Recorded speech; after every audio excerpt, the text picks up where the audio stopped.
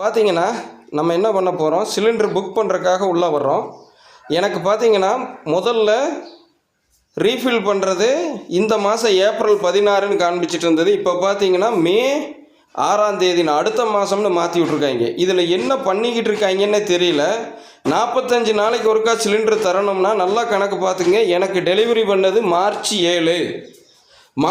7 delivery பண்ணதுலேருந்து 45ஆவது நாள்னு கணக்கு பார்த்தீங்கன்னா மார்ச் மாதம் ஃபுல்லாக 3/21/3/24 ஆச்சு.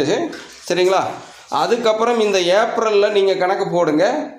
16 இன்றைக்கி தேதி வந்து இது ரெக்கார்டு பண்ணிகிட்டு இருக்கிற நாள் வந்து 16ன்னு கணக்கு போட்டிங்கன்னா 40 ஆச்சு. 40 இவங்க 45 நாள் கழித்து கொடுப்பாங்க அப்படின்னா கரெக்டாக கணக்கு பார்த்திங்கன்னா 22ஆம் தேதி நான் புக் பண்ணணும். இப்போ பார்த்தீங்கன்னா இவங்க என்ன பண்ணியிருக்காங்க, கணக்கு கரெக்டு தானே? ஸோ ஒரே நிமிஷம் இருங்க. மார்ச்சில் எனக்கு எத்தனை நாள் ஆகுது? 21/3 24 நாள் ஆகுது. பார்த்துக்கலாம். மார்ச்சில் நம்மளுக்கு 24 நாள் ஆச்சு. ஏப்ரலில் 16 வரைக்கும் 16 நாள் ஆகுது. ஸோ 16 நாள்னால் என்னாச்சுங்க, 40 நாள் ஆச்சு. 40 நாளுக்கு அப்புறம் மறுபடியும் 5 நாள் போடுங்க. 45 நாள் கழித்து தான் கொடுப்பாங்கன்னாலும். ஸோ 3 2 5 கரெக்டாக 21 நாள். ஏப்ரல் 21ஆவது நாள் வேண்டாம், அந்த ஒரு நாளை விட்டுருங்க. ஏப்ரல் 22 எனக்கு சிலிண்டர் மறுபடியும் ரீஃபில் பண்ணணும்னு வரணும். ஆனால் மே 6ன்னு மாற்றிருக்காங்க. அப்போ இன்னும் எத்தனை நாள் ஆகுது கணக்கு போட்டுக்குங்க.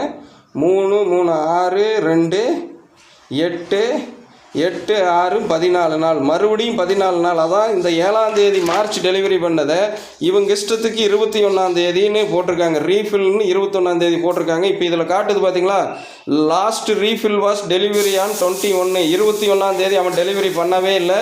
எனக்கு டெலிவரி பண்ணது 7ஆம் தேதி. இப்போ இதில் பார்த்தீங்கன்னா 21ன்னு காட்டும்.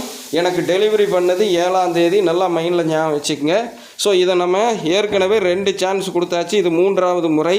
இப்போ நம்ம அந்த கேஸ் ஏஜென்சி, இந்த கேஸ் ஏஜென்சி வந்து திருமலா கேஸ் ஏஜென்சி ஆனமலை.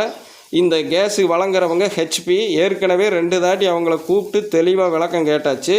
இப்போ நான் விளக்கம் கேட்டுக்கிட்டு இந்த முறை என்ன அணுக போகிறேன்னு பாருங்கள். எனக்கு 7ஆம் தேதி டெலிவரி பண்ணதை 21ஆம் தேதி தான் டெலிவரி ஆகிருக்குன்னு இதில் காட்டுது. எவ்வளவு பெரிய ஃப்ராடுன்னு பாருங்கள். எனக்கு சிலிண்டர் டெலிவரி பண்ணது 7ஆம் தேதி, இதில் 21ஆம் தேதின்னு உள்ள காட்டிகிட்டு இருக்குது. இந்த முறை நம்ம இதை விட போகிறதில்ல. கட்டாயம் நம்ம இதை எஸ்கலேட் பண்ணி ஆகணும். தொடர்ந்து 3ஆவது முறையாக நம்மளை சொரிஞ்சிட்ருக்காங்க.